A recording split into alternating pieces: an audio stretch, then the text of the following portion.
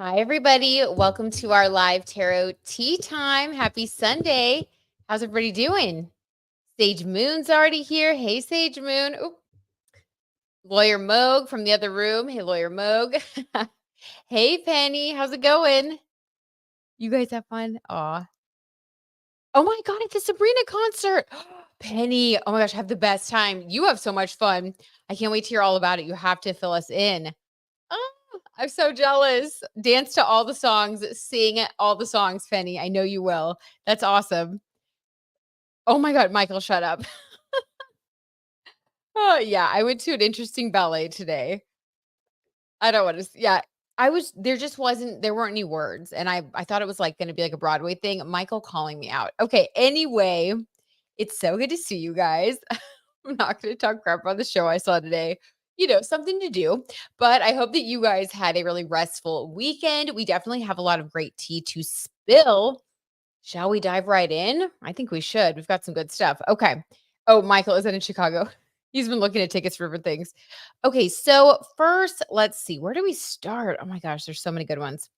Okay, how about this one? There was a request from one of you guys about Florence Pugh and Andrew Garfield. Someone wanted to know about their connection. Now, I want to know about them too. So let's start there. They are co-starring in a film that's out now in select theaters. It came out on like the 11th. And of course, they're doing a press tour as one does. And they have a similar vibe to like the Lucala energy. It's like co-stars who are just laughing and giggling, and it's like people are really wondering, like, are they actually in some sort of relationship? Are they just like best friends? So I watched a couple of interviews just because I wanted to see, and I saw it too. I felt the vibes.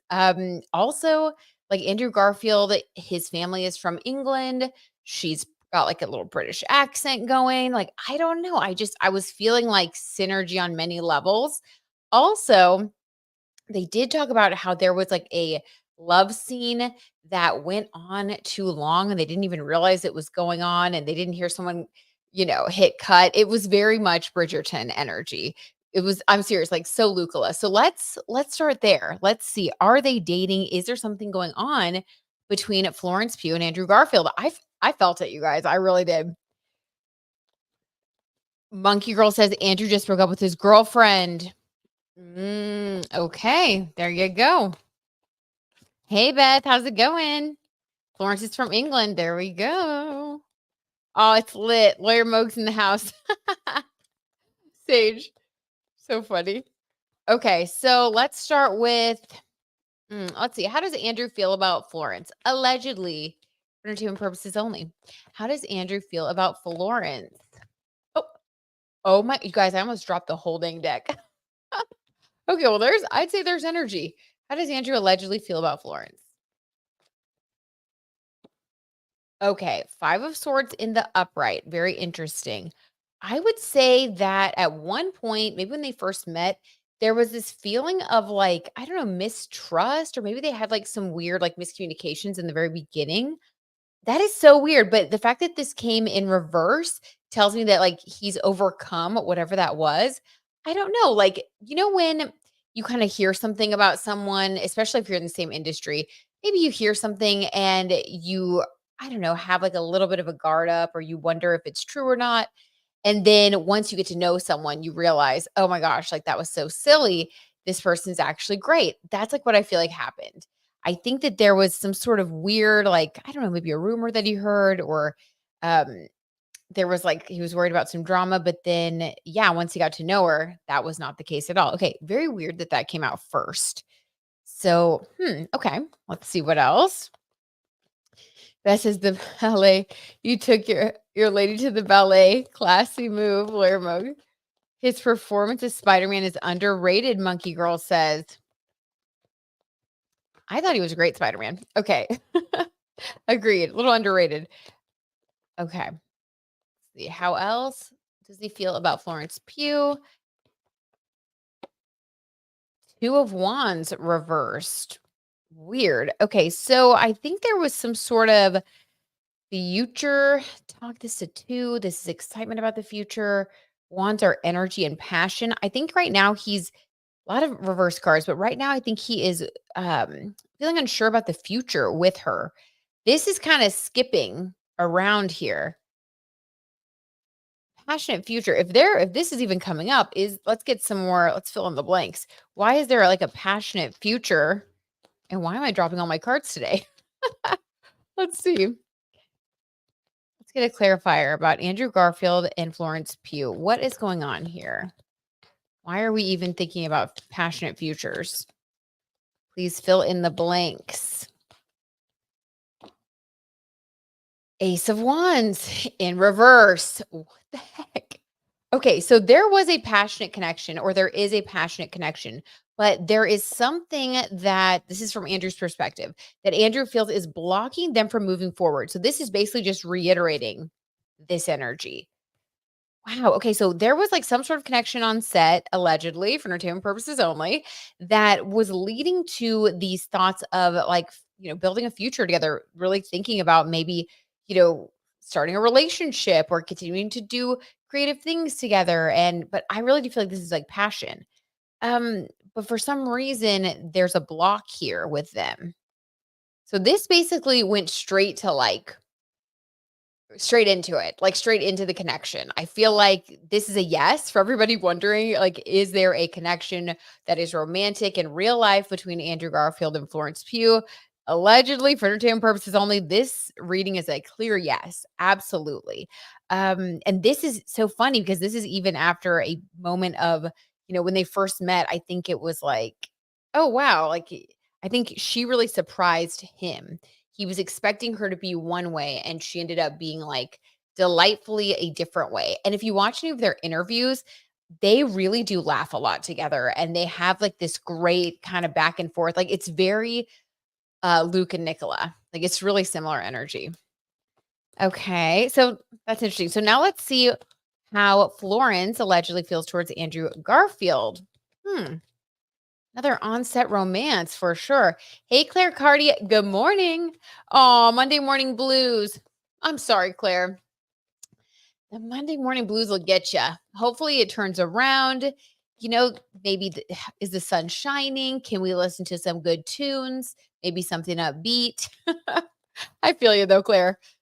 The wands are out and causing chaos. Always, Beth. Always causing chaos. You know how they do. Sage Moon says, woo, it's feeling hot, hot, hot with them wands. Sage says it's giving friend zone or being on pause for now. Ooh, Sage, so true. So true. Probably the booze at the ballet. Michael, he is calling me out. Oh my God, you stop it. I had one glass. I was struggling a little bit. Just, I don't know. It was a good show, but it was not what I expected. I don't know. Okay, anyway, I don't want to talk crap about it. I've already done enough of that at home. Okay. So, Florence, how Florence feels allegedly towards Andrew. Seven of Wands, competition, having to fight off the competition. Okay. Again, wands though, you guys. The wands causing chaos yet again. This is weird because this to me is feeling like there are other people or energies competing for his attention. I know you guys said he just broke up with his girlfriend not too long ago. Could this person still be in the picture? Does Andrew Garfield have other people that he has dated recently or maybe like he's talking to? I don't know. Let's get a clarifier here, but this is like other people. This really is. And I hate to say that because it's a little cliche, but this is other people. Wands. Too many wands in the kitchen. Okay. Let's see. Lawyer Moke's spilling the tea. Oh, he does. How dare he? I love theater and live performances. Alcohol can be enjoyable. All of it, agree with all of it, Beth. Yes. Same, same, and same. So our friend, we went with this other couple, and our friend even said that this was different than the other performances that she has seen. So I was like, okay, it's not just me. You know, anyway, it was interesting. Okay. So there is that going on. Let's get a clarifier on the competition, or I don't know what else Florence is feeling towards Andrew. That seems to be the block, though, the Seven of Wands. I think she may be the one that's putting the brakes on. Hmm. The Hanged Man in reverse. Yeah, guys. So this is so annoying, actually. I kind of hate this because there's a lot of wands here. There's like a lot of passion. There's a great connection here. But for some reason, this is kind of like, I just got goosebumps on my face. This is kind of like a lack of commitment, lack of willingness to commit. Maybe there are other people around. It seems to be around him, which is annoying. But the Hanged Man in reverse, this is also like going through a period of not being sure what to do and then making a decision based on the feeling that there's like, other people competing for someone's attention. He doesn't strike me as like a player type at all, but sometimes those are the very ones. You know what I mean? Those you don't expect. Okay. That's what we have here. Let's do past, present, future just to wrap it up because we know how they feel. I think she shut him down. After some passion, bottom of the deck, what we don't see is the Four of Wands, the happy couple. This isn't never. This isn't, I mean, this is not right. It's not happening right now, but this is like never say never. And Four of Wands is a marriage card. So this is like a real relationship. I think they're in a weird spot right now, but I don't know. They could come back together. Okay. So let's do past, present, future real quick to wrap up this love saga between Florence Pugh and Andrew Garfield. And I did drop a couple. Make sure those make it in. Oops. I think we were in the rabbit hole. It was an interesting interpretation. Yes. Yes, it was. Yes, it was. All right. Let's see. Past, present, future for Florence Pugh and Andrew Garfield. In the past, this is like when they first met, when they first kind of connected on set while filming. Okay, we have the Nine of Cups in reverse. So this is, I think they were both kind of in a place where they were really looking for a project that was going to emotionally fulfill them. Remember when Florence Pugh went through that whole thing with like "Don't Worry, Darling"? I feel like with that film, she was hoping to really like sink her teeth in and produce something and be a part of something amazing that she was proud of. And part of that, I think, is feeling like there's like a camaraderie on set. And there were rumors that she had dated, Harry Styles first. And like, I don't know, there was like a lot going on there. So she kind of started taking care of herself. Nine of Cups, focusing on herself, focusing on her own emotions, her own happiness. And I think she was really in a place where she was wanting this film to be really special, to have a great experience. Like she had a good mindset, she had proper boundaries. Like, I don't know, she was just kind of like, I think she's like lived and learned. This was sort of like a wish fulfillment. Nines are wish fulfillment. And Andrew was in the same energy. I think he was also ready for this role, excited to really dig in, feeling at least balanced, like he knows what he wants in this next chapter. So, okay, very interesting. Now, in reverse, I do feel like that is talking about, after a time of having to overcome something. So both are in a place where they did overcome some sort of ending and now they were getting their wish fulfillment. So that was like when they kind of met, when they first started working together. Okay, that's the past. What about the present? What is their energy now in the present moment? Hi, Babalu. Welcome. Oh my God. Beth says, oh my God, I have been to something like that. And I was so confused about, about it. Like, was that good? And I just didn't understand it. So I kind of understand. Beth, 1000%. I was looking around and I was like, is everybody else, like, are we all seeing the same thing? Like, are you guys, Beth? That's exactly, I was like, am I just missing something? 1000%, Beth. You know how it is. That's what today was. Okay. Monkey Girl says, I know it's ironic since he dated Emma, but this is giving me La La Land vibes. Oh, okay. She was the best part of Don't Worry, Darling. Mm-hmm.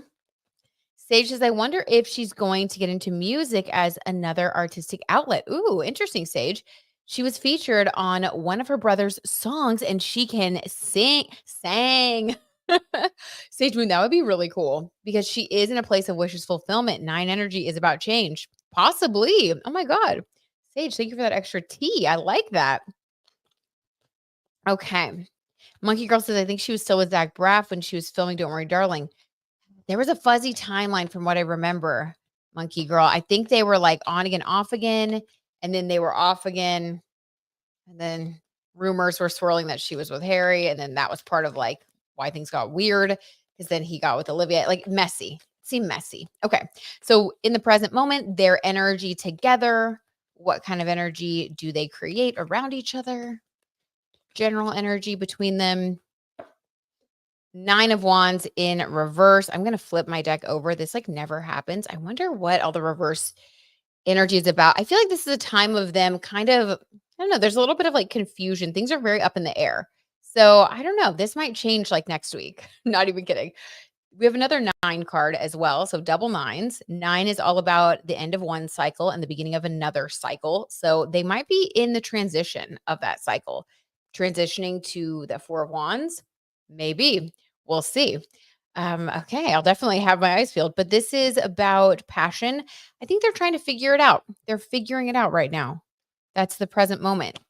They feel like they have something really good, but I don't think either has really brought up like what happens next, basically, because this is kind of like sitting on your laurels a little bit. This card is just kind of like living in the moment.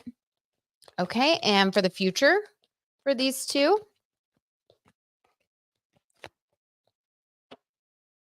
2 of Wands. Stop it, you guys. Oh my God, in the beginning, holy smokes. Okay, in the beginning, remember when was it for Andrew Garfield? I got the 2 of Wands in reverse. Like he wasn't sure about what the future was going to hold. Well, for the future card, we get the 2 of Wands, then planning a future. And all these reversals. Yeah. Okay. So where things are at now, this is going to change. They are totally in a time of transition. That's what this proves to me. The fact that at the end of this reading, when we're talking about the future, this card is now right side up. And this is a card of a passionate future. I think they're going to start dating. Oh my God. How cute. But they're in it right now. They're trying to figure it out. They're like, I don't know. What do we do? Like, there's something here, but like, do we really want to do that? Or should we just keep it low key? It's okay. It is a developing story. So I think they got to make some commitments. They got to figure out what they want. We'll see. Hi, Gigi. How's it going? Andrew singing Tick Tick Boom. Ooh, okay. Couple of singers. So there's a lot for them to bond about. A lot to bond over. Retrograde causing reversals. Oh, very well could be. Also, Beth, with Pluto moving from Capricorn into Aquarius, I feel like everybody's shifting a little bit. So maybe the dust just isn't settled right now. Venus is also in Scorpio at the moment. I don't know where their natal Venus is. Like, this is just kind of a time of, I feel like most people are kind of in their own little mini excavation. Like we're all just kind of doing our own thing right now. Jupiter's retrograde. Things are going to shift. Things will move forward. Okay. Moving on to our next story. All right. So next we have Shawn Mendes.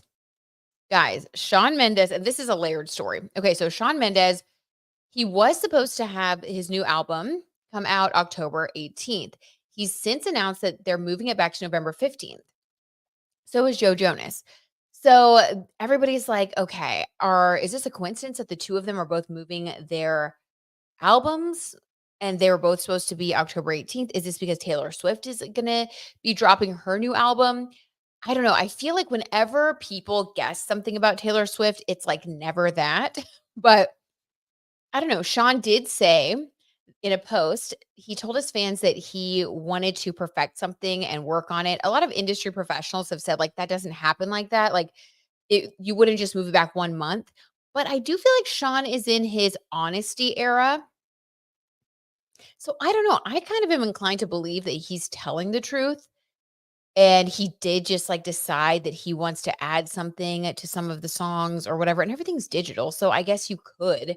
I should have consulted with my brother on this, but I guess he's the musician in the family. But I guess you could just, release it. I will consult with him later and let you know if anything changes. But let's just pull a card here. So for Shawn Mendes moving his new album back, also, when you change the date of a release of something, you do change the energy. And to go from October 18th, that's a 9 energy during Libra season. Libra is all about harmony. And, 9 is like we're talking about transformation, I mean, and then if you instead switch it to the 15th, that's a 6 energy. That's like more Venus qualities. I feel like that's kind of a luckier day for him with where he's at in his career. Maybe he wants to just like come out with something very new. 6 does rule like beauty, harmony. It's like it's a little bit more uplifting. So maybe he's going to add some more uplifting songs. I don't know. Let's see. Just speculating. Okay. For Shawn Mendes, what is going on with his new album? Why did he allegedly, for entertainment purposes only, move it back? Patty says, hybrid on Sean's last podcast. He talked about his relationship with Camila as if they were still together. Oh, wow. He talked in the present tense and then he said he was single. He's so confusing. He is confusing. Can you please check Shawn and Camila energies for each other? Thank you. Sure, Patty. We'll check back in with them too while we're at it. I feel like Taylor dropped like 5 albums this year. So many. How does this woman find the time? I can barely get my own life together. Like, honestly, impressive. Okay. Monkey Girl says Florence's Venus is in Aquarius. Oh my God, stop it. So if they are going to get together, Monkey Girl, thank you for that astrality. If they are going to get together, when Pluto moves into Aquarius, that will be conjunct her natal Venus. So that could cause a huge transformation in her love life, approach to relationships. It could definitely create the right circumstances for that 4 of Wands, like serious commitment in relationship. Oh my God. Thank you for telling me that, Monkey Girl. Okay, cool. So that would be after November 19th for them. So we'll keep an eye on Florence and Andrew after November 19th. Okay. Love that. That makes me so happy. Okay, for Shawn Mendes, what's going on with this new album? We'll start there. Okay, 7 of Swords. This is look at this guy just dressed all in black, sneaking away in the night.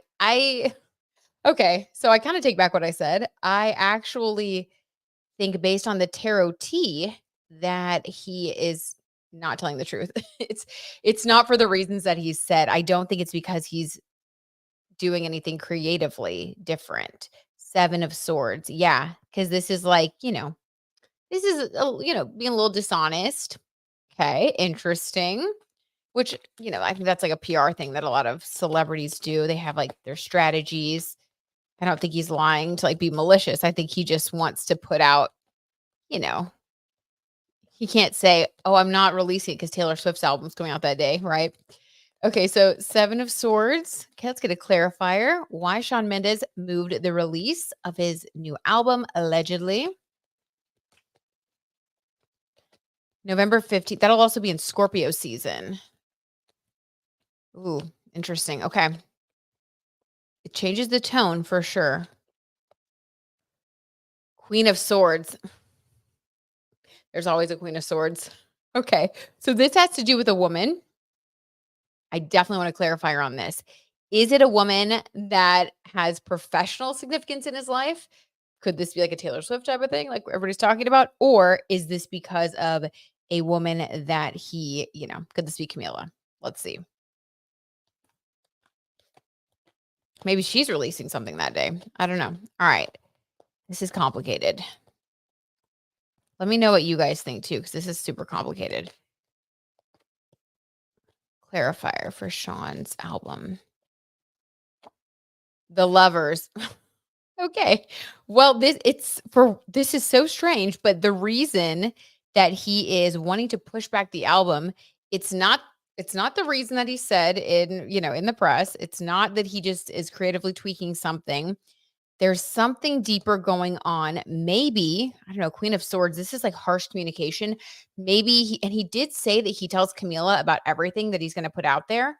Maybe he had a conversation with Camila and she drew a boundary and said, I really don't want you to talk about that. Or I don't know. There was something though. And this is the Lovers energy. This is about, yeah.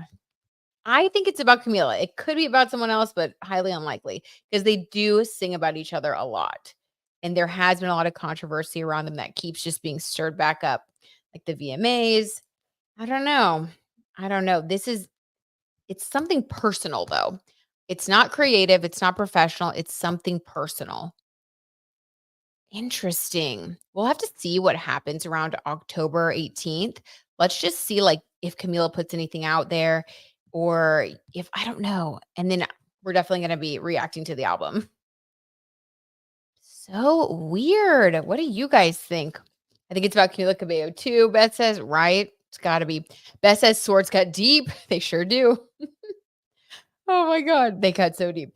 Gigi says, Sean seems kind of mystical. So I wonder if an astrologer slash psychic told him about the date not being auspicious for him. Ooh, interesting, Gigi. I kind of love that. Maybe. He is very into like the mystical, spiritual stuff. So that could very well be the case. Maybe even like the numerology of the day.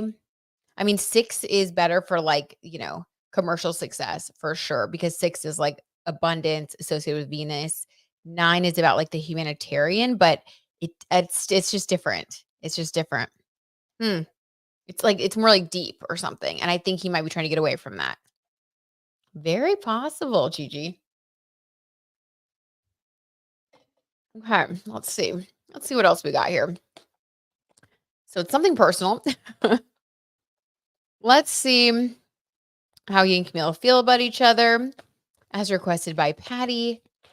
So allegedly, for entertainment purposes, checking back in with the Shamila situation.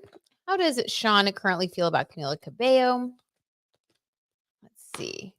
3 of Swords, heartbroken. You guys, the tarot tea does not lie. Oh my gosh. I am telling you. Dang, it's his turn to be heartbroken now. These 2 go back and forth. It's his turn now. Oh my God. Yeah. Okay. And how does Camila Cabello allegedly feel about him, about Sean? Tracy says Camila talked about having embers for someone, whether it's Sean or a new guy. Okay, interesting. Patty says Camila had a presentation with Call Her Daddy, talked about a new spark in her dating life. Oh, was this recent? Was this a more recent one? Okay, Patty. Hmm. Well, that would definitely send Sean into 3 of Swords energy. How Camila currently feels about Sean, allegedly, for entertainment purposes. Stop it. Please, will they please stop? Stop doing this to themselves and to everyone else. Page of Cups. This is an emotional new beginning. What the heck? This I feel like is associated with that new moon in her 5th house, where she kind of creatively like rebranded herself and also sang Godspeed, which a lot of people don't think has to do with Sean. I still feel like it was at least somewhat, semi-inspired by Sean. Definitely could be about a lot of situations, but I just can't deny that I think Sean has to be a part of those many situations that have to do with her leaving, and choosing herself and, and I just think it's all connected. Page of Cups, though, why? Why an emotional new beginning? Could it be because she's moving on? I don't know. Let's see. How I don't know. Let's just clarify. Page of Cups. What the heck?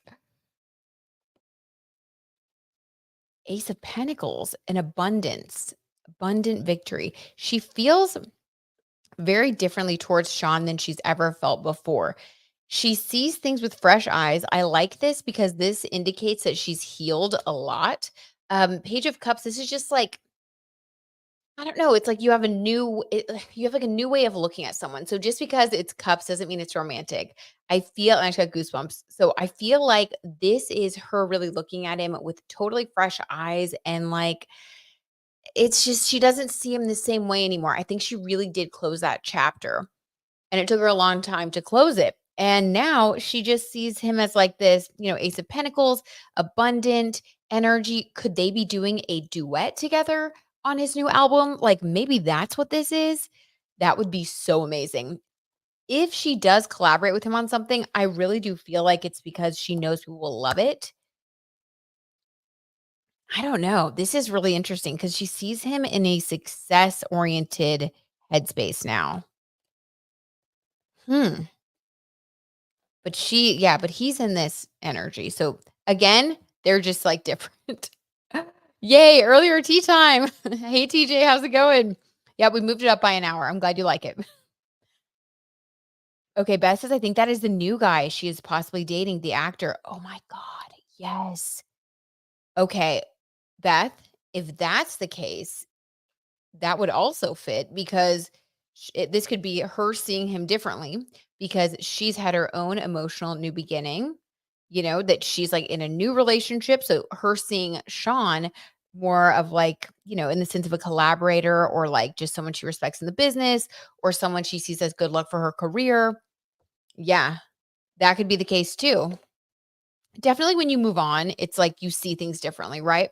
So it's like you can just see things from a more positive perspective. There isn't that heartbreak energy that kind of clouds things. Okay, very interesting. Bottom of the deck, what we don't see is 10 of swords. It's really over. It is really, really over. Okay, that makes sense. Dang. Patty says, I think it's a new collaboration. I would love it. Patty, I really hope that's what it is. That would be so amazing. Beth says her new guy seems like he is more grounded. Yes, that reading that we did on him last time, it was like so positive. He seemed very mature and like emotionally centered. And hopefully he will treat her better. Yes, I think she just needs like stability and someone who, can just like be there for her. Beth, is Camila dating Christopher Abbott? Yes. Yes. Well, allegedly. Our tea time said yes last time and it was pretty good. Christopher is in a new show with Florence. Oh my God, DJ. And it all comes back around. Whoa. Hollywood is so small. That is so funny. Christopher, okay, wait. Patty says no, the actor was for a new role. She's still in conversation. Oh, what? For a new role, she's still in conversation. Patty, are you talking about a different like new interview that she did with Call Her Daddy? Are we on the same head? Are we on the same page? I don't know. Maybe we are, maybe we're not. TJ says full circle. Full circle. Okay, very interesting. Well, we will be waiting, watching and waiting. Okay. Interesting. Not much has changed. Shawn's still just being Shawn. Okay, next story. Now, this one was weird. This one was so weird. So, did you guys see how everybody's been talking about Jojo Siwa thanking Beyonce at like this dance awards show? And she said, I want to thank Beyonce.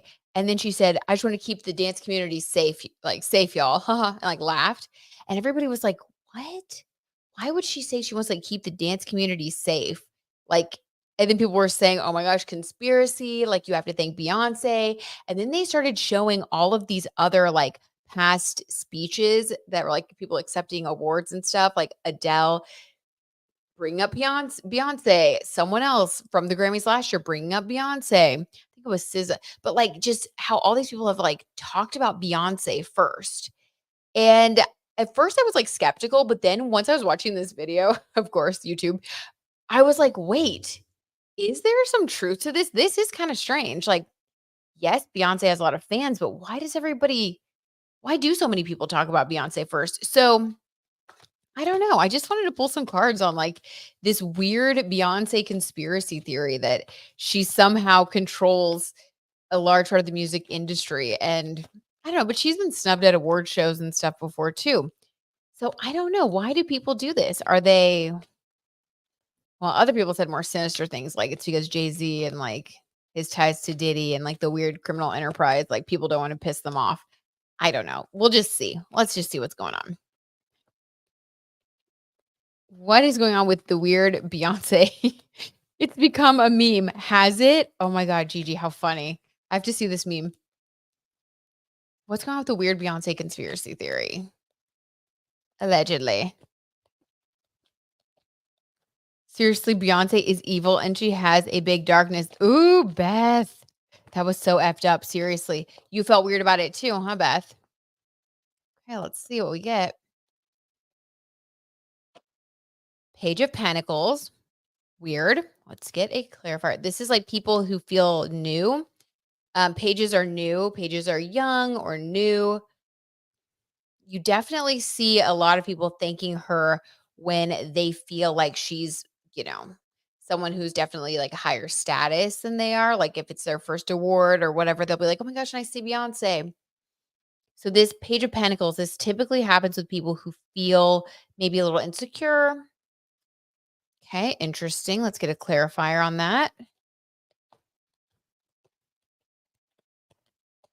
She just says, "Maybe big inspo? Maybe." When Adele thanked her, it's because they were both up for AOTY. I'm hoping for the best.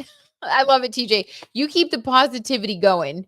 And you too, Sage. I like that. Sometimes people put together these YouTube videos and you're just like, wow, y'all can convince me of pretty much anything. That's why we have the tarot tea to throw another perspective in the hat. Okay. Mm-hmm. The high priestess. Guys, stop. I don't even want to, you know what this, I mean, I don't even want to say, but yeah, you know. Yeah, the high priestess is powerful, but spiritually powerful. I'm like, gulp. Interesting. I need to clarify on this as well. People sense that she's very powerful.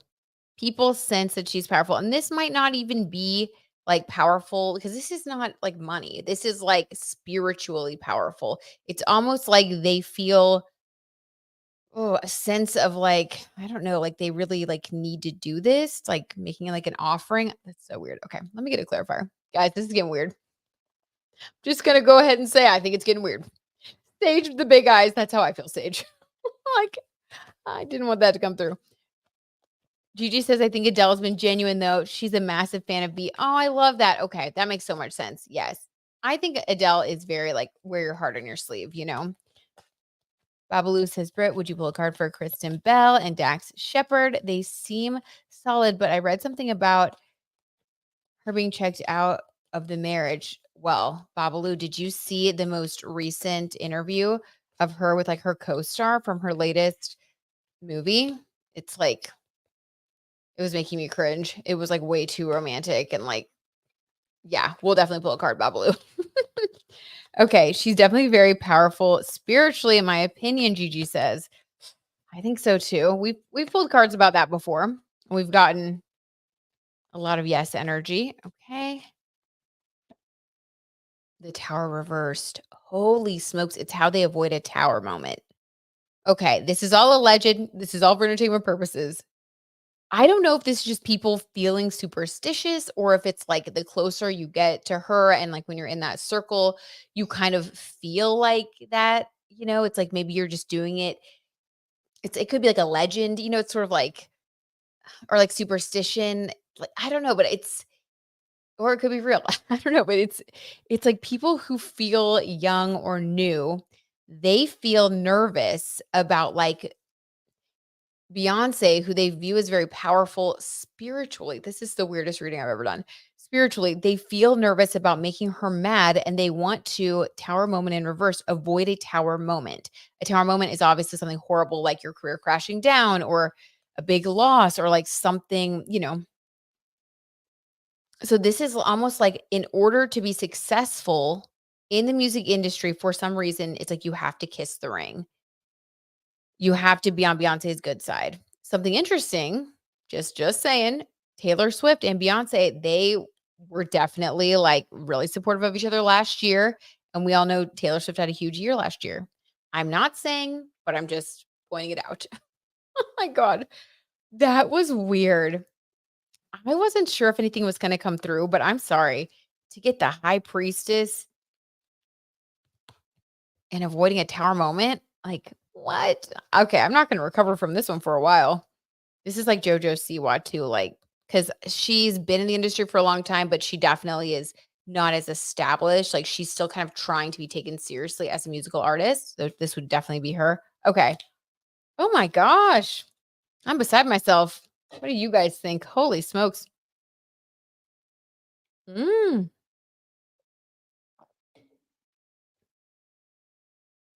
Beth. Ooh, Beth. So let me just say this. Those that worship evil get great things in this lifetime, but pay a high price for it. That's the tea, Beth. That is the tea. Gigi says, just look at Carrie Hilson. Oh my gosh. Have you guys ever like done a deep dive and looked into all of the people surrounding Jay-Z and Beyonce who have like either passed away or were really big? Like Blue Cantrell, like that whole thing between like that is so weird. Oh, and then the other night, Michael and I were sitting on the couch and he sent me this video where a young Rihanna, she was like 16 at the time. She was giving an interview and she said that when she signed her first contract under Jay-Z's label, that she said, yeah, that they were there from like 3 in the afternoon. She didn't leave until 3 in the morning.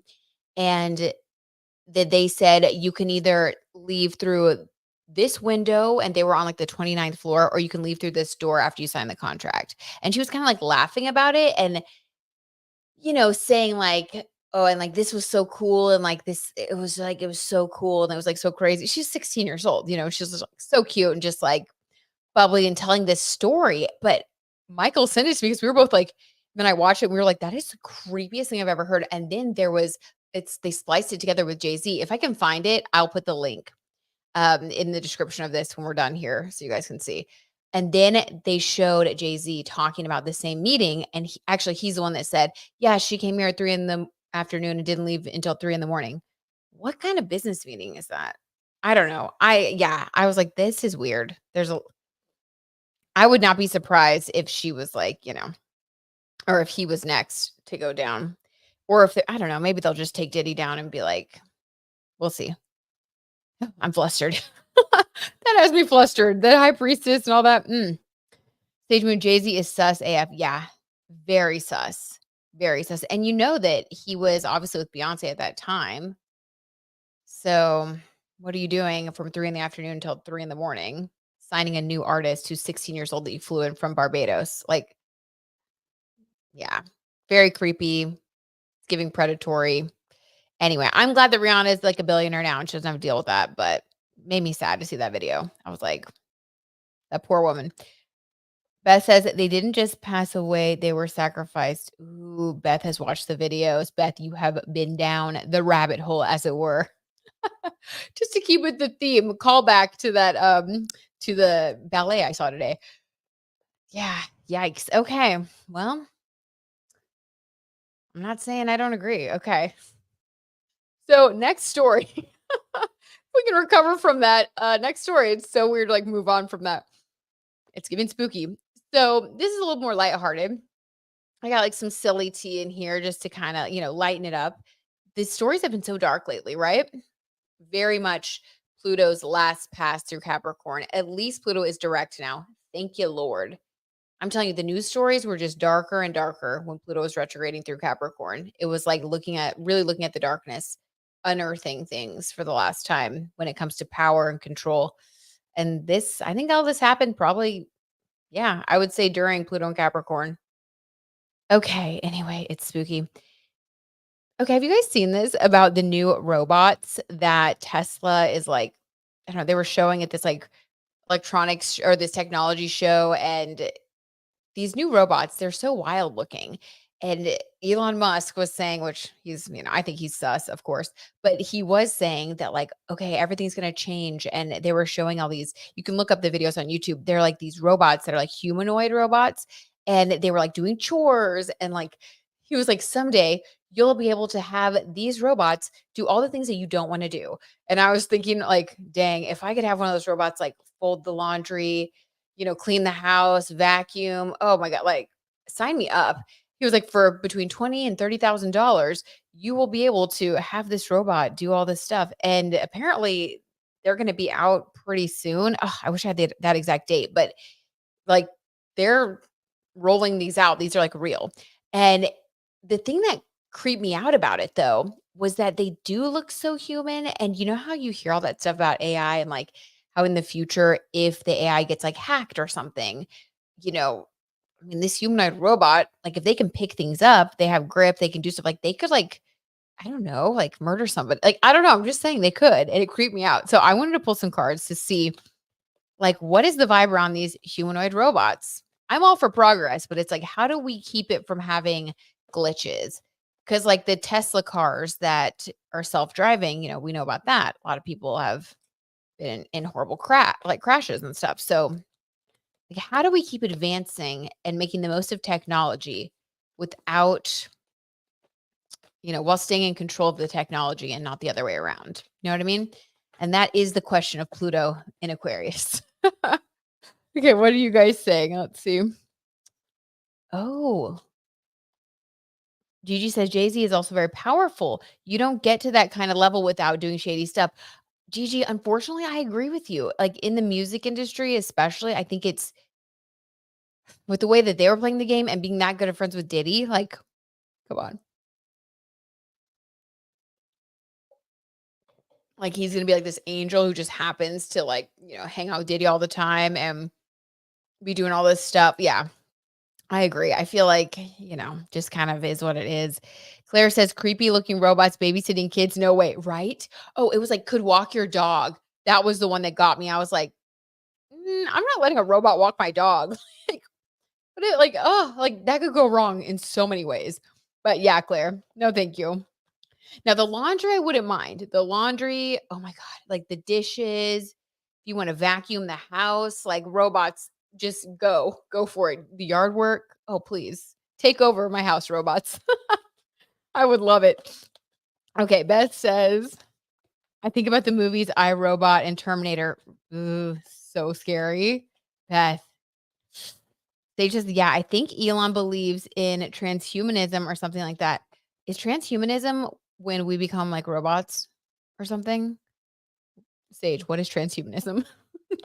Gigi says maybe it happens when Pluto moves to Aquarius. LOL. Yes. No, I think so for sure. Like that's what's happening, guys. That's where we're going. This stuff is all going to be like more prominent. Once Pluto moves into Aquarius for the next 20 years, we are going to see the types of innovation that we have only dreamed about or seen in like sci-fi movies. So yes, we have to like get on board with it and embrace the progress, in my opinion. But we also just have to be sure that like I think we don't go too fast um, before we have the right protections in place. You know what I mean? Like you can't have a humanoid robot walking your dog or babysitting your kids like tomorrow. And he was talking about it like it's happening now. So I was like, slow down, buddy. Okay. Let's just pull some cards about these robots. I don't even know what I'm looking for. I just was so intrigued by this. And that's like, the price of a car. So I could see people having them. Two of Cups, partnership. Sage, is this transhumanism? Us and the machine. like Two of Cups. Okay, so yeah. Two different entities uniting. Okay. Let's keep going. Let's see what else comes through. Gigi, the world's gonna change some. Yep, totally, Gigi. Okay, so we have a partnership forming. We're talking about the robots. So definitely this is what's happening. The Empress. Okay, yeah. So this is about benevolent leadership, feminine energy. The Age of Aquarius is also about feminine energy and like less about masculine dynamics and more about like the divine feminine having a role in leadership, whether that's like actually having female leaders or it's just like more feminine ideals. And I don't even want to say taking over. I think just maybe being on an even playing field, like the Empress, just women having more of a I mean, there's still a wage gap in this country, like that's weird.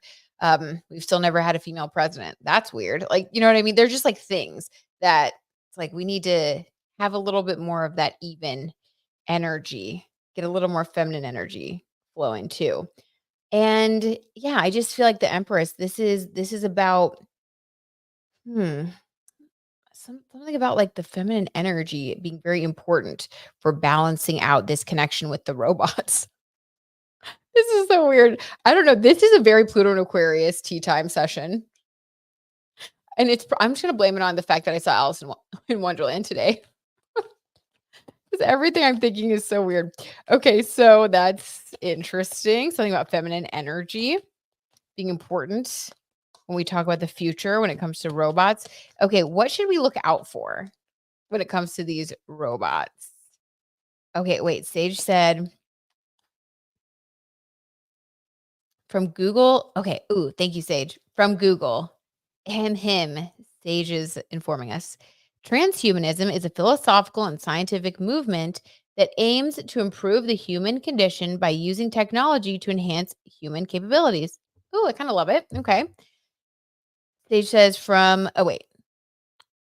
Transhumanists believe that humans can transcend their current biological limitations and evolve into a post human species.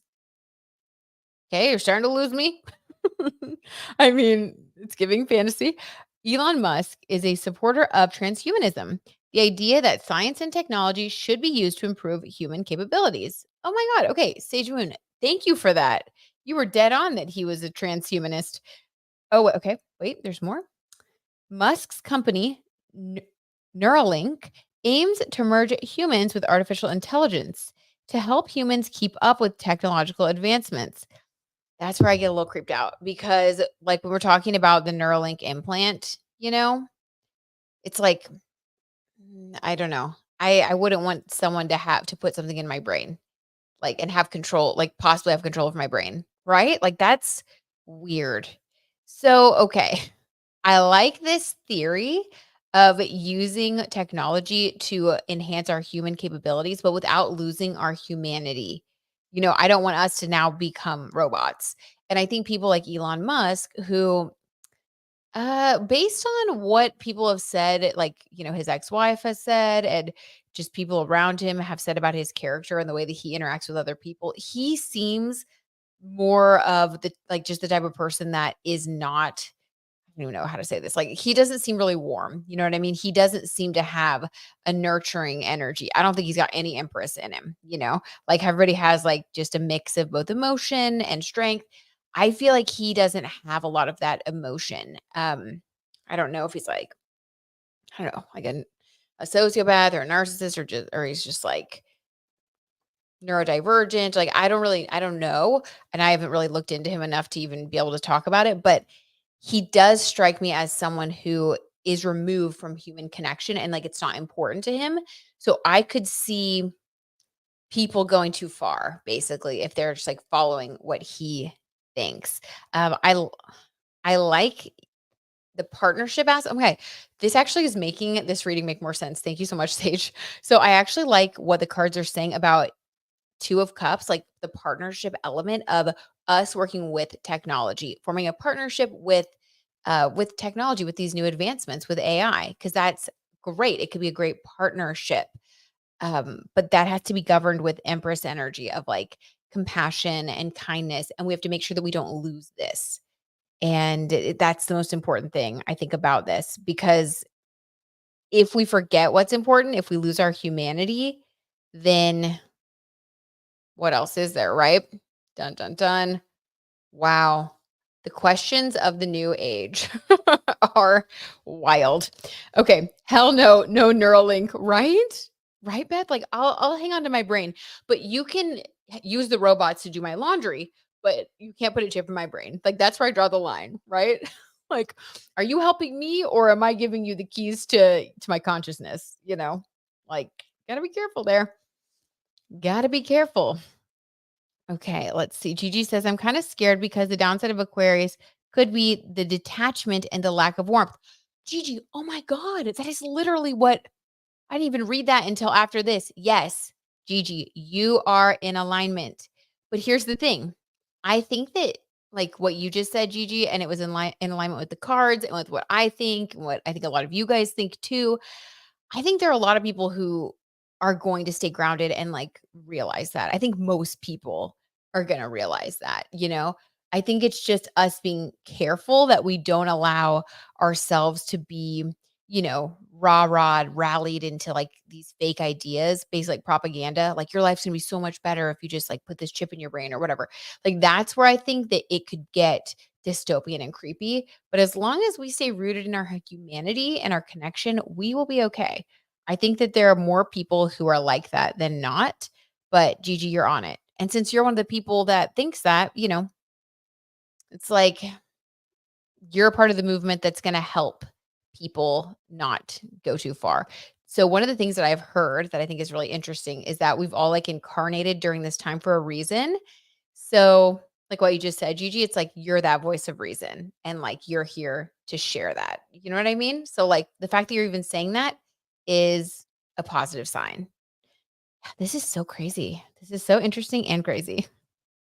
Thank you. You guys, this is awesome. I feel like we just kind of solved it together. Thank you, Sage, for The transhumanism, that added so much more to this reading. Okay, and that's what this is about too, the collective. Gigi says, "Okay, Elon's north node is in Aquarius." He's giving evil Aquarian energy. No, but he's like I wonder what Gigi, do you know what his other placements are? Like where his moon is or where his sun is? I would be interested to know. Or like his Venus. Because definitely, he is here to, I think, provide the stimulation and the technological advancements and for people to get thinking in that direction.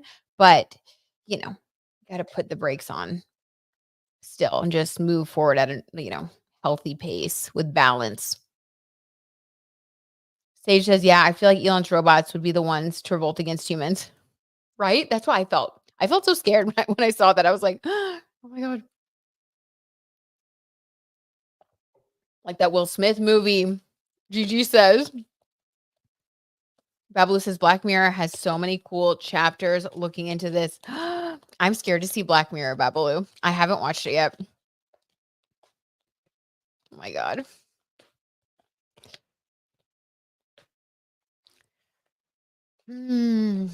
Okay.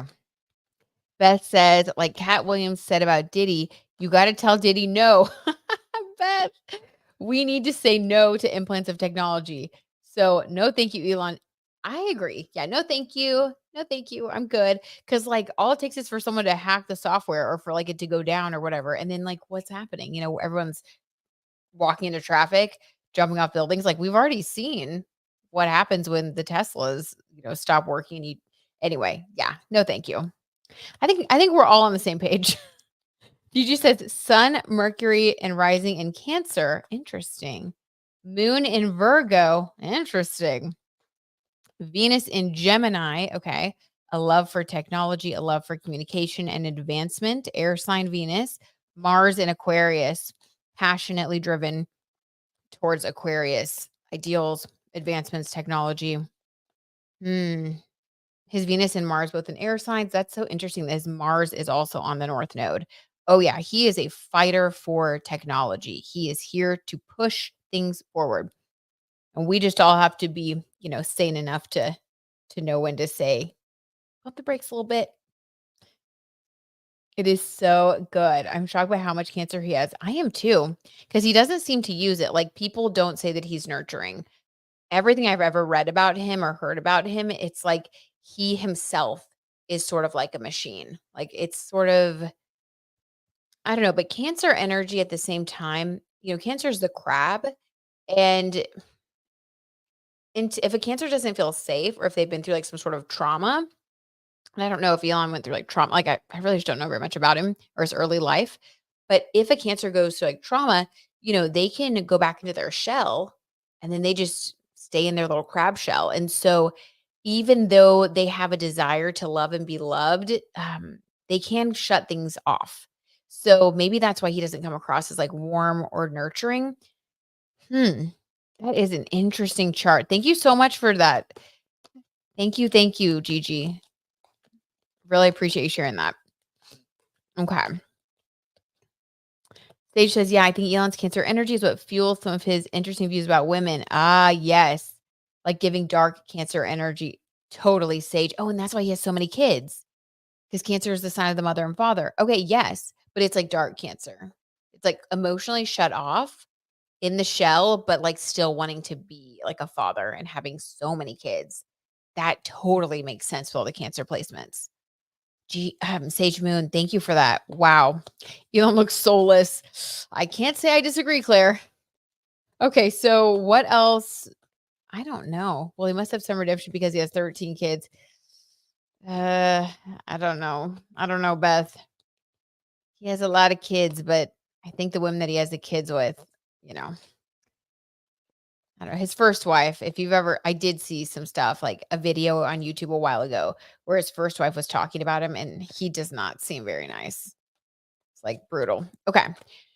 So very controlling, very weird. Okay. So anything else about the robots to, I don't know, be aware of or about Elon? I don't even know. See what comes through. Anything else to be aware of about the robots? Beth, you guys. Eight of Pentacles in reverse. Okay, well, the robots would help us have to work less, which I think is what they're saying. That's what everybody's saying is the purpose for the robots is to like make our lives easier, make our lives better, improve our quality of life day to day. Um, yeah, Eight of Pentacles. It would definitely lighten our workload. A lot of things are going to be automated in the future, like things that, we're not going to have to do anymore. Tasks that no one wants to do, like no one's going to have to do them. There will be robots to take care of those tasks that people don't want to do. Okay. It's going to be very interesting. It's like a double-edged sword. There's a lot I like about it, but there is the potential for things to go wrong. Okay, so we have Empress energy, compassion, and human connection. That was the advice for how to, make this partnership beneficial. Anything about Elon? Let's just get Elon's energy. I'm curious now since we've been talking about his chart. Let's get Elon's overall energy now in the present moment. Zuckerberg and these tech guys always seem so weird. They really do. Mm, they really do. Sorry, I was trying not to yawn. And so I was like, I'm just going to drink my drink. Oh my God. I've been like working out more lately and like riding my Soul Cycle bike again. I'm telling you, I get tired. Like, so I was like, I got to start doing this an hour earlier. Okay. As I'm just yapping away, the cards are turning away and we like to see it. So this is about Elon. All these cards just turned about Elon. We're going to take them. This is so weird. Okay. First card on the top of the deck. You can't make this stuff up. We have the Devil card. I'm just going to keep pulling them until the end and then we'll interpret. The Devil card, though. Terrifying. Okay. We have the Page of Swords in reverse. We know that the Page of Swords is immature thinking and immature communication. There is an immaturity. Six of Pentacles, gifts. Could also be bribery in a negative sense. And the Nine of Swords, a lot of anxiety, a lot of overthinking. Okay, so here's how I would interpret this reading for Elon. He wants what he wants without any sort of limitations.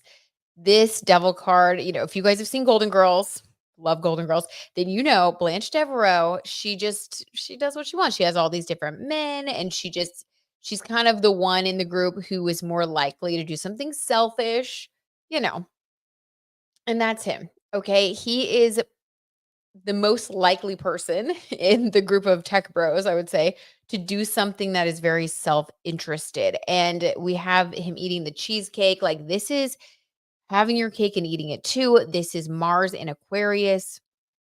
Like, I want what I want and I'm going to make it happen. So I'm going to create these things. I'm going to find the money. Um, I'm going to keep building. Like, did you guys hear about how he has that huge, like, weird statue of himself with like the body of what is it? Hold on. I got to look this up real fast. Um, he had like a statue.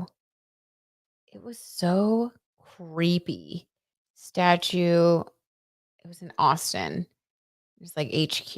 Let's see. Yeah. What? Oh my, this is the creepiest thing ever. The Elon goat. Okay. Through building a biblical sized monument in honor of one of the wealthiest, most powerful, and instantly recognizable men in the world, Elon Musk built the Elon goat, which is a token embarking on a cryptocurrency fueled mission. Okay, whatever. This is more mumbo jumbo. This is that love of self, really. The Devil card, the love of self, the love of what you want. I don't even know what that was that I just read. This is from KTXS. So yeah, this is from an Austin news publication. Can you guys see this? It's like him with the body of a goat riding on a jet. You guys probably or riding on a rocket ship. I don't know. Just Google it if you haven't seen it. It is one of the most disgusting eyesore looking things. And that just made me think of like this radical self-indulgence. Like, how much did that cost to put that, which is embarrassing and cringeworthy. Like, I would be embarrassed to have my employees come over to come into work in the morning and know that they're looking at a statue of me with the body of a goat on a rocket. Like, that's embarrassing. Like, how much do you love yourself? Like, I don't know. I'm embarrassed thinking about it. My Virgo sun could never. Anyway, Page of Swords in the reverse. Oh, that's another thing, by the way. That will be the downfall of people, as we're already seeing right now with this move of Pluto from Capricorn into Aquarius. The opposite of Aquarius is Leo. And a positive Leo, that's not what we're talking about. Positive Leos are so loving and great and warm.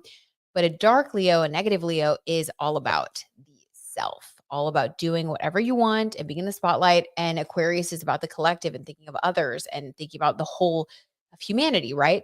And how we can all advance together in a positive way. So people who are too indulgent are not going to fare well once we enter into this new phase. Okay. End of November. We're ready. Page of Swords in reverse. He has a tendency to put his foot in his mouth.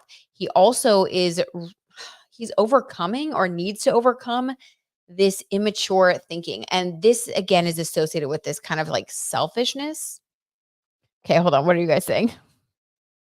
I'm just like on one over here. Sage says, honestly, I'd be down for helpful, non-revolting robots to keep us moving forward only if there's universal income for the jobs folks wouldn't have anymore. Okay. Okay, Sage. Sage is like, we've got a solution. Gigi says the things that can happen with Pluto and Aquarius are limitless. Limitless, baby. Love it. For real, Gigi. Sage says, LMFAO, what? Gigi says, okay, now that is a true representation of evil, right, Beth? That's creepy. That is so creepy. Sage says, not his face on the body of a goat. Elon, what is you doing? Guys, you have to look it up and you will be so grossed out. Like, yeah, it like that little photo, like not really seeing it, just it picturing it doesn't do it justice. You have to look at how disgusting the statue is. And he paid someone to do that and then said, yes, I like it. Like, are you okay? And isn't it goat? Goats are associated with, hold on. Goats are associated with Capricorn, right? Capricorn is the goat climbing up the mountain. One of the tarot cards associated with the goat is the devil card. I'm just saying. Are we getting confirmation that he may be embodying something? I'm gonna need where's my cross and my sage? Like spooky. This Spooktober is delivering more than we wanted to know. Okay, Gigi says, cough, Kardashians cough. Oh, are they friends with him? Of course they are. Okay. Six of Pentacles, giving gifts. This is talking about somebody who will give a gift to someone that they want to get something from. They use their material wealth, which obviously to get what they want. It's sort of like you scratch my back, I'll scratch yours. Or like, I'm going to give you this really nice gift so that I can get what I want. But at the same time, he lives in a perpetual state of Nine of Swords. I did ask for his current energy, but I feel like this is also just him. I have noticed that when certain people have like, just a continuous like dissatisfaction with life, like he has all this money, he has all these kids, like, and yet he just kind of goes from like woman to woman, family to family. Like, I don't know. I just feel like this is someone who really can't ever be happy, and I just get the sense that it's because he, like, doesn't value the right things in life, you know? He doesn't value, like, humanity.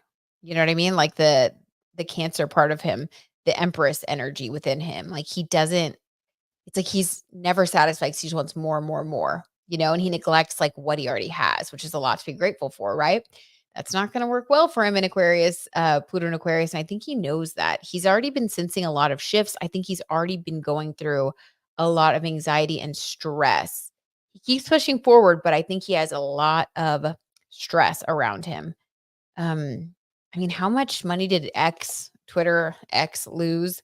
Like, I think it was like, I don't even know, so much since he got involved. And yeah, I just think he is, I don't know. We'll have to see. We'll have to see what happens with him. Okay. Ugh. Beth says, I'm surprised there isn't an Elon Musk and Kardashian kid. Seriously. What if there is one? What if that like gets exposed next? Like the end of November before Pluto moves into Aquarius, like it gets exposed. I wouldn't be surprised. Beth, you called it if so. If so, we heard it here first from Beth. Okay, next story. We're almost done. There are a couple more. Okay, you guys. So we had, oh my God, this is so dumb. Lunchly. Have you guys been hearing about this? I don't even know if y'all care about this. This is more like influencer tea from around the internet. So Lunchly, this product that was launched by 3 big like YouTubers, influencer personalities, Mr. Beast, who is like the biggest YouTuber maybe ever, who is now just in so much hot water.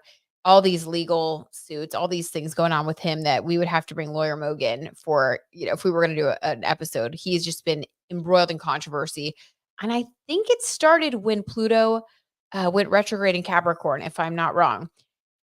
Okay. But yeah, misuse of power, we'll say that. So he's seemingly experiencing his downfall. Logan Paul, another problematic influencer who made a lot of money. He's married now. He just had a child. And he like did some sort of promo, like even just like in the hospital room, like taking a picture of Lunchly and Prime, his products. Anyway, they give like mass consumerism. Okay. They give just like they care so much about the things. And Logan Paul has had many scams. There was this one crypto thing that he created where people lost a lot of money and they never got repaid. I think he's been embroiled in a lot of lawsuits as well. So it's like these two teamed up with this other guy, KSI. I don't know very much about him. I do know that this song that he just released, I think a couple nights ago, it got so much backlash. I didn't think it was that bad, to be honest. I listened to it. I was like, oh, it's kind of, I don't know, it's kind of cool. It's a little weird, but cool. Anyway, so I don't know a whole lot about him. I know he's like a fighter and he's like British. But anyway, these 3 teamed up and they had this big marketing campaign, which was all about comparing Lunchly to Lunchables. And they were basically saying that, like, and they were saying the name of Lunchables and everything. They were like, Lunchly is like the new, product that's going to be good for all of your kids, really marketing to kids, really talking about how much better it is for you, talking about the potassium, the nutrition facts. And doctors from around the web started to show up on YouTube saying, actually, these claims are wrong. And a prominent doctor on YouTube, Dr. Mike, if you guys have seen, you guys have probably seen him. I watched a lot of his stuff during like during 2020. That's how I like discovered him.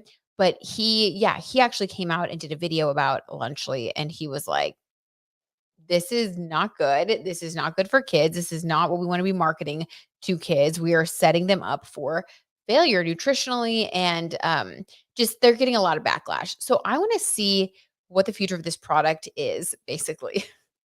I was just trying to kind of do some, like I said, do some different stuff besides just like celebrity drama because I can get so dark. Beth says Mr. Beast, his name says it. Oh, Beth, exactly. Sold his soul to the devil. Well, Beth, one of the weirdest things about Mr. Beast is that, right? That is so creepy. Now that when you think about it, like saying his name, that is so creepy. One of the things that he did was game the system, game the YouTube algorithm. And he was like aiming everything like towards like children and basically telling them they would like win prizes. And like, it was so creepy. I don't know. If you're interested, you could Google. There are tons of expose videos on him that are very disturbing. Hi, Heat Lifer. You're always running right on time. It's good to see you. Thanks for popping in here. Sage says Mr. Beast gives David Dobrik on steroids. Yes, totally, Sage. Just reckless beyond belief. Yep, not surprised. All those guys work together and are getting caught in scandals. Yep. Like just they seem like 3 people with huge egos and not a lot of morals, And just like willing to be like, yeah, let's just like make all these false claims to get people to purchase our stuff. Because they've done that in the past. I don't know about KSI. I just know that he like has Prime with Logan Paul. Okay, so let's just see. Let's do past, present, future for Lunchly. So doing a tarot reading on a product, allegedly, for entertainment purposes only. Past, present, future of the Lunchly brand, product, lunchbox. Let's see. When it first came out, what was the energy around this product? Also, if you go to their website, like it's going to make your head spin. I Googled it for this and I was like, holy, getting a headache. Okay. Oh my God. 10 of Pentacles in reverse. Stop it. They're already losing a ton of money. So even like when they first launched, okay, hold on. I think they invested a lot of money into it, which is putting some pressure on them and on, I'm sure they probably use, I don't know, actually, maybe they just use their own money. Maybe they got raised investment capital. I don't really know. But this is talking about a lack of return on money, short on money, not just not being prosperous. So from the very beginning, there were concerns around making sure that this product was prosperous. I wonder if that is part of what, I don't know, urge them to just like once again throw out their morals and say, let's just make these crazy claims. Like, who cares? Like, let's just tell them it's so much better. Let's target specifically Lunchables because we know that those are so popular. And if we can just basically take those customers, then like we'll be able to turn this upside down. So from the beginning, there were money concerns, pressure about money. I don't know, something about money. Not good though. You definitely want that in the upright. Okay, that was the past. Just got goosebumps too. Mm. Aw, Heat Lifer, of course. Oh my gosh. Well, I appreciate you being here. And yeah, I appreciate all of you guys being here. Y'all are awesome. Okay. Sage says there's also accusations that Lunchly is like a pump and dump type venture or something. Oh, Sage Moon. Like just like blowing it up to try to like make a quick buck and then disappearing off the market, like what Logan did with that weird. It was what was it? It was like that. Crypto Zoo. That's what it was called. Crypto Zoo. That was like a pump and dump thing. Sage, thank you for bringing that up. Yes. Okay. So in the present, allegedly, the status of Lunchly. Is it selling? Is it not? What's going on? The Hierophant. Ooh, okay, lesson, a major lesson. And I think this is not just for them. I think this is like a lesson for the industry, for other YouTubers, for other people who might want to launch products. This lesson is talking about how I think audiences, the consumer has, I mean, we've just gotten so much smarter as a collective. We know now, we're savvy. When an influencer posts about a product, we all know now to go look for ad. We all know that like they're going to be getting a kickback unless stated explicitly otherwise. So it's like we've all become very savvy to the way that people will try to market to us, like YouTubers, influencers. And I think that this has really been eye-opening for these 3 because I really feel like they thought they could just say a bunch of stuff and make a bunch of money, and this is sort of like, no, learning this lesson that the collective, that the audience has more wisdom than, we've learned. We're savvy now. We get it. So I think that other influencers are also paying attention and realizing that that era might be over. Um, Audiences have just become too smart for that. We're looking at the nutrition facts. We're calling, people are calling them out. Okay. Mr. Beast getting exposed. It's like Logan Paul getting called out. People are not KSI's song, by the way, it was very like self-serving. It was all about himself. It's definitely giving Pluto in Capricorn and moving towards Aquarius. Like people did not like it. So yeah, I feel like those 3 could definitely be a part of, a symbol for the issue, here for the lesson. Okay, so that's the present. What is the future of their product? So weird. Oh, pumping up. Okay. Thanks, Sage Moon. Sage Moon explaining. Sage Moon, you're like teaching so much today. We appreciate it. Sage says, from what I understand, it's like an unethical investment scheme where people hype up a product / coin to get others to invest in it. And then the owners sell off their portion once it's high value. This is so sick if his main target is kids. Yeah. Right, Gigi?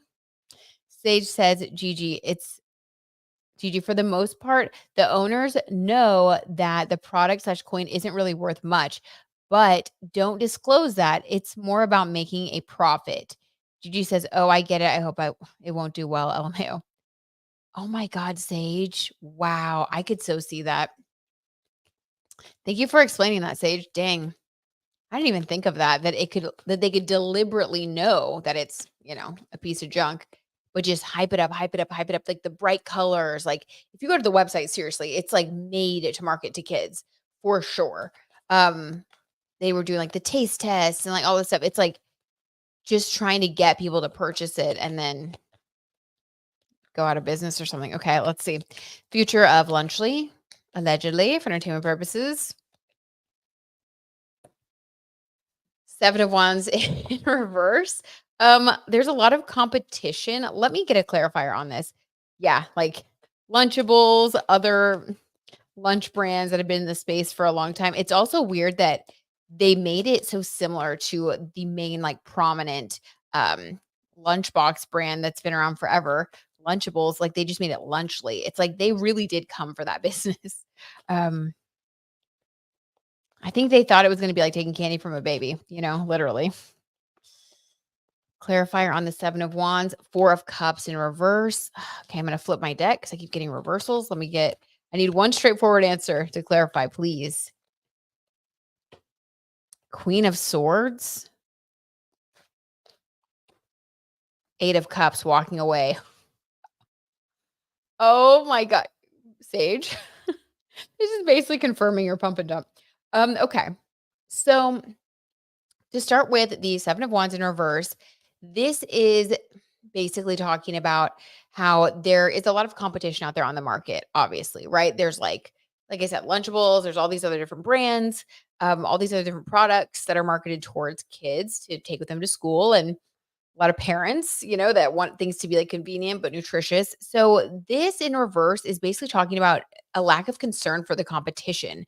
They acknowledge that there is a lot of competition on the market. They just don't care. So weird, right? Because most businesses would care. Most businesses would be concerned and want to succeed, right? So then we have the Four of Cups in reverse.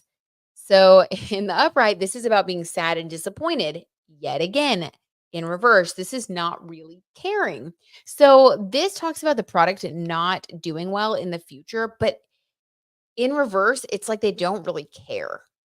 Um, it's very much giving like I'm just gonna put my name on it, and like get as much as I can from it. Like what you were saying, Sage, like a pump and dump scheme. Now, then in the future, to clarify it, the rest of the story, we have the Queen of Swords, which is cutting something off. And then to clarify that, the Eight of Cups, which is walking away. So, yes, I do think that in the future, they are going to walk away from this venture. I think the clock is ticking. I don't think they care. I do feel like it is somewhat of a failure, but I just don't think they care. Weird. It's like I'm gonna throw spaghetti at the wall, and I just don't. It's like I have so much money. Maybe it's not their money. Maybe it's this type of thing where, oh my God. And this card was on the floor. I just picked it up. Four of Pentacles. This is like disappointment over money. So no, I don't think it's going to be super successful financially, but I don't think that it bothers them. Maybe they're like not a majority owner. Maybe they just put their name on it. Maybe it doesn't matter to them. Um, Maybe it was like, okay, if it does well, we'll make a profit. If not, like we didn't put our own money into it. I don't know. I need to look into the business structure more, but yeah, this is like Four of Pentacles. I don't think that the company is doing very well or will do well in the future. Okay. Ooh, yuck. Boycott Lunchly. Okay, let's see. Gigi says, has it sold at all? I've only saw it being mocked, right? Highly recommend folks follow Rosanna Pansino's updates. Oh my gosh, that's when I first heard about like Mr. Beast, like the stuff he did. Yes, Sage. She's all over Mr. Beast behind. Oh my God. Sage, I'm gonna run there after this. After folks are making expose about Mr. Beast slash Lunchly, it's the only way I've come to understand it all. It at all. Oh my God. Thank you, Sage Moon. We will look into that. Hold on. Let's just see real fast. Is Lunchly profitable right now? Is Lunchly profitable? I mean, also, who's giving that information?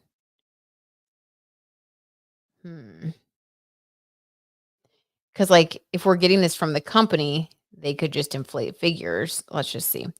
Is Lunchly? Oh my God, Google didn't even recognize it. Okay, this is from AI. Just Google. I just Googled it, and the AI overview said it's hard to say if Lunchly is profitable right now, but here's some related information about the snack kit company. Marketing. They are spending a lot of money on marketing.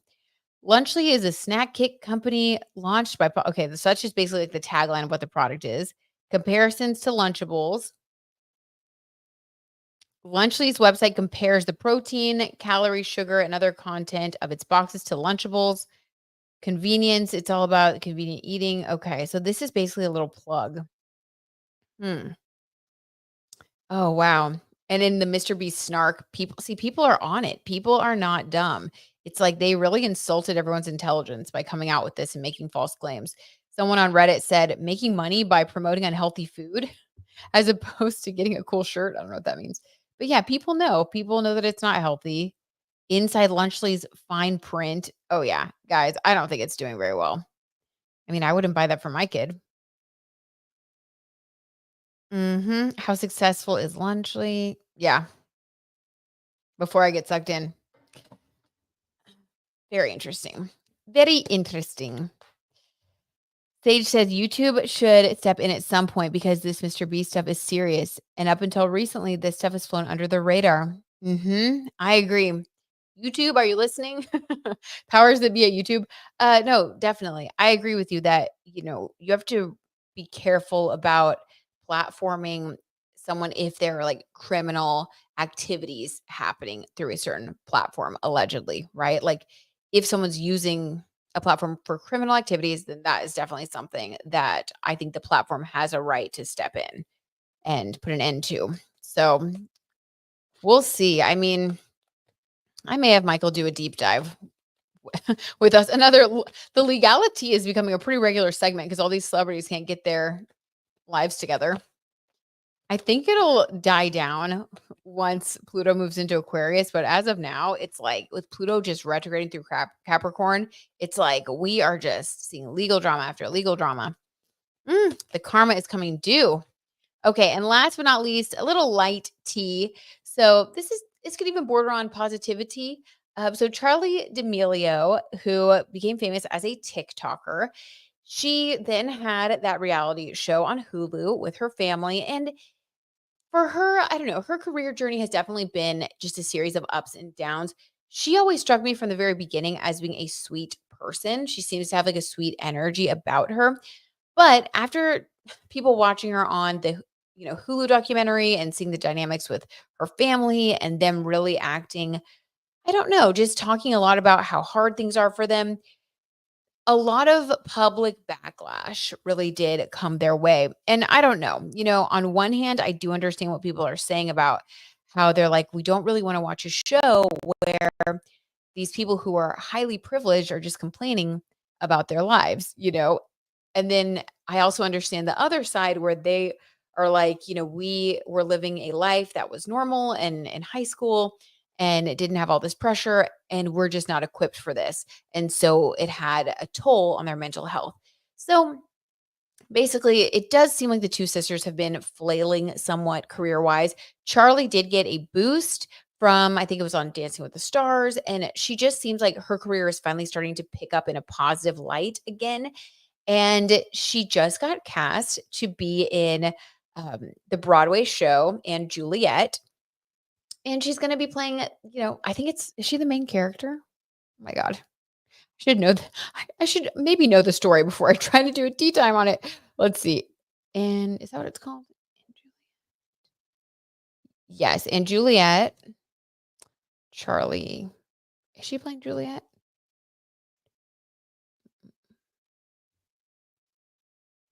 All right, hold on. Elevator music. Charli D'Amelio to make Broadway debut in Juliet. So she said, "This has been my ultimate dream ever since I was a little girl. I feel like we're seeing her get some good karma." So I really like that. A little positivity. She said, okay, she will be in a 3-month run in the cast of And Juliet. She will play Charmian, a dance-heavy role in the jukebox music's ensemble. Okay, very cute. So she's not I'm glad I looked. I was like, and she'll be Juliet. She's not Juliet, but she is a very important role, and this is her dream. So let's pull a couple of cards. I loved her on Dancing with the Stars. Oh my God, I wish I would have seen it. She is such an incredible dancer. That's exciting. Sage says, same heat lifer. She was such a good dancer. I'm shocked because I didn't know she could sing too. I love it. The parents seem money hungry. Gigi, yes, totally. Um, I had to stop watching the Hulu show because it was just like making me sad. Like I liked the first season a little bit more because I thought it was cool to see just, behind the scenes them doing their businesses and being creative. And I love that. I love to see that. But yeah, it got weird with like the dynamics with the parents. The parents were like really involved in their business. Then they were having marital issues. And like it just seems like they were way too focused on money, right? Like getting their kids to make money. And I think that's a huge, huge problem with these, family channels. A lot of people who get big on social media, it's like people have to just stay balanced. Like you can't sell your soul, as we've been talking about. Okay, let's see. What else are you guys saying? Sage says, we live for the legalities, honey. Loving the segments with you and Lawyer Moog. Okay, good. Thank you, Sage Moon. Okay, well, with all the legal drama, I'm glad you like it. We'll have to bring him back then. Sage says, same heat lifer. She was such a good dancer. Oh, yeah. Okay. Cute, cute. Yes, totally. So, okay, she's living her dream. Things are going well. I also get a bad or a difficult vibe, I don't know, from her sister, but they're young and I don't know, I feel worried about her or something. Like her sister seems very troubled and very um she doesn't seem as supportive. Like I feel like Charlie seems like the sweeter soul. Like she seems more genuinely kind and like sensitive, and Dixie, I don't know, she just seems a little bit mean. Just saying that's what I kind of picked up on. So I like that Charlie is building her own, her own path on her own road, doing things that are beside, that don't involve her family, performing, dancing, what she really loves. So this seems like some really good karma coming her way. So let's just do a quick reading for Charlie and see if we can get some positivity flowing about this new chapter in her life. She seems very sweet and sensitive, which could affect her mental health if their parents are pushing them for interest. Agreed, heat lifer, totally. That and if her sister is, being mean to her. Like, I could see that stuff really affecting her. I totally agree. So let's see what's coming through for her. Love it. Oh my God. Ace of Wands. And in this case, you guys, wands are passion and energy, which you need if you're going to be a Broadway dancer. Love this. So, oh my God. So she said this was her dream come true, and it is. Ace of Wands, this is really getting what you've always wanted. This is being so excited. This is having the energy to follow through with all of the practices and everything that she needs to do to make the role a success. And just being really excited and happy. I love this. Amazing. Oh my God. You couldn't ask for a better card to come out, especially when we're talking about like a physical role. You need that wand energy to push you forward. Gotta be able to get up and go. Okay, what else for Charlie? What other positivity can we get? The Fool reverse. Okay, I love this. So this is giving like retrograde energy, but in a good way, because the Fool is like a fresh start, not a care in the world. This is talking about someone who's already been here, but it feels new. So for Charlie, she was a dancer all throughout, school, and we saw on the reality show that she was still dancing, doing competition dance, and then she danced with the stars, and now this. So for her, this feels like a new journey, but in a world that she's already familiar with. So I love that. So definitely. Broadway is a new journey for her. This is a brand new set of peers and people and action and excitement and opportunity that she's never experienced before, but it's in a world that she knows and loves. I think that she will be able to make like genuine friends. I think that she will be surrounded by people who share the same passion that she shares for dance. And, all those Broadway co stars, like they form these friendships and they form these tight knit communities. I think she's going to really hit her stride. And I love that. I love that. I love that. Okay. So, what else for Charlie? Last bit of positivity. Happy for her. I am too, heat lifer. This like makes me feel so happy to see. I think she really does deserve it. And, you know, And I do think that karma, it's good karma.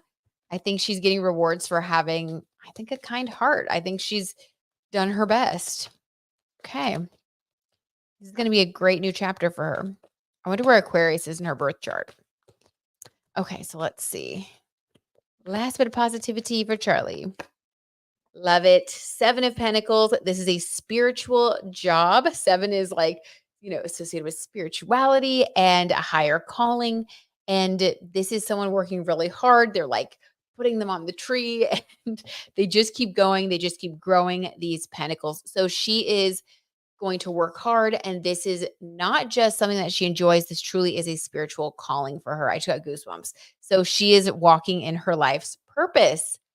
I love it. Oh my God. Okay, this makes me so happy. What a good little dose of positivity to end on. I like it. Sage says, I kind of feel like she's been trapped by a toxic family. Totally. And she's getting out. Girl, run, run, and don't look back. Run and don't look back. Amen, Sage Moon. Okay, so officially, we're going to end on that positivity. But Sage, I do agree with you. And so I do want to pull a couple more cards. Unofficially, because I want to end on a high note, but I can't help but just want to ask, how does her sister, allegedly for entertainment purposes, how does her sister Dixie feel about this? Because it does seem like on the reality show, every time Charli would get something, even when she wanted to start singing, she like didn't tell Dixie because she felt like her sister was going to be judgmental or mad. It was very negative. So how does Dixie feel about Charli getting this role on Broadway? Jealous, totally. I think so, He Lifer. That's what it felt like. How does Dixie feel? Allegedly. 6 of Pentacles. Okay, I like that. Bringing gifts. Okay, let's get a clarifier. Page of Wands in reverse. Okay, hold on. A little less favorable. Let's get another clarifier. Sage says, agree, she's probably jealous but trying to hide it. Yep, Sage. For real. One more clarifier here. Yep, King of Cups in reverse. Okay. Yes, what Sage said. 6 of Pentacles, this is definitely acting excited on the outside, bringing gifts, maybe even like throwing a little celebration party, telling her like, oh my God, I'm so happy for you, bringing flowers. Like this is definitely, giving gifts on the outside. And that's very nice. Those are great gestures. I think that's wonderful to do for your family member when they've accomplished something that they want. Now, deep down, I think she might be struggling with it a little bit more than she lets on. Page of Wands in reverse. The Page of Wands is new. Like this is like new and exciting, like new beginnings, things that you are passionate about in your own life. In reverse, this is the lack of that. So I think she like feels creatively stuck. I don't think that she feels fulfilled. And King of Cups in reverse, I think that there's a romantic relationship around her or that she has been in that is also very negative. King of Cups reverse. That was very random. That really isn't about her sister. That's like a kind of a negative energy or influence. Let me get one more. Page of Pentacles in reverse. All these reversals today. Yeah, this is also feeling blocked when it comes to money. I don't think her sister's in a very good place. What would be the advice for her sister to get into a better place? Because truly, Charli does need to shine. And like Sage said, run. Like, girl, take care of yourself. It is time for her to enjoy her life and to live, and to not let these other dramas pull her back. Because it could really ruin this chapter. What could happen for her sister, or what could her sister do to get into a better spot? I turned the deck over because I was trying to get away from the upside down cards, and this is still upside down. So it is what it is. 6 of Swords in reverse. This is moving away from a bad situation, usually a romantic relationship. This dark King of Cups, this reverse King of Cups, this negative person who comes across as very loving, maybe love bombing, that type of thing. But it's actually really bad. This could also, just disclaimer, trigger warning, this could also indicate addictions. Okay. That's very sad if that's true. There were some rumors that she seemed to be on something in some of her TikToks. Some people were concerned. Based on this card in reverse, I would say that is definitely a possibility. Very sad. Definitely got to get away from that. But the 6 of Swords, yeah, this is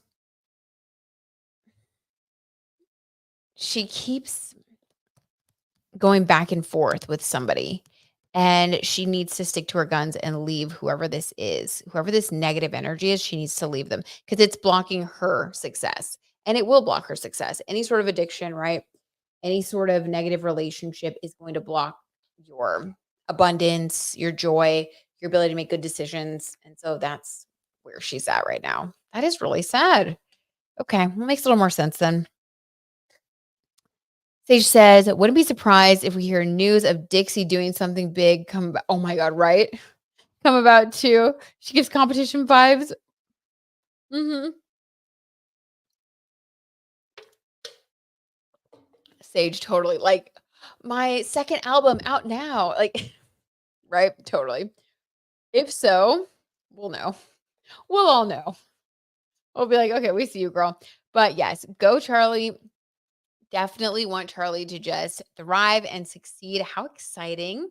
And I've heard that's a really good Broadway show too. So that's fun. All right, you guys. Well, thank you for joining me. I really appreciate you guys spilling the tea, looking up some astrology, looking up some stuff with me. Don't forget to check out Elon Musk's goat statue if you want to really be disturbed. But yeah, this is fun. Love you guys. Great way to end the weekend. I always just appreciate hanging with you so much. And I just want to send you a big hug. We do have a big, really big full moon this week on the 17th. So I'll be talking about that on the next podcast episode and just kind of getting into it. And then the members, you guys are going to get more of a deep dive into that. A lot of astrologers, yet again, are saying that it's negative. We are going to take a different spin on it. We're going to use this, but it's definitely just going to take a little bit of creative maneuvering, which we're good at doing around here. So lots of good things to look forward to. And yeah, that's what I got for you. Sage says, "Oh, this was fun. Hope everyone has a good night and week ahead." Thank you, Sage. You too. I hope you have an amazing week and just, yeah, the best time. Let's all just make the most of it. Beth says, "What a great night." Aw, thank you, Beth. Thank you for the tea, Beth. I hope everyone has a great week. Good night. Wait, good night, Gracie. George Burns. Oh my God, my mom used to say that when I was a kid. How sweet. Beth. I haven't thought of that in so long. That was nice. Thank you, Britt, in this community. Sending you all love and light. Have a great week. Thank you, Heat Lifer. Aw, okay. Love you guys so much. Big hug, big group hug. Okay. Go slay the week. Bye, guys. Talk to you soon.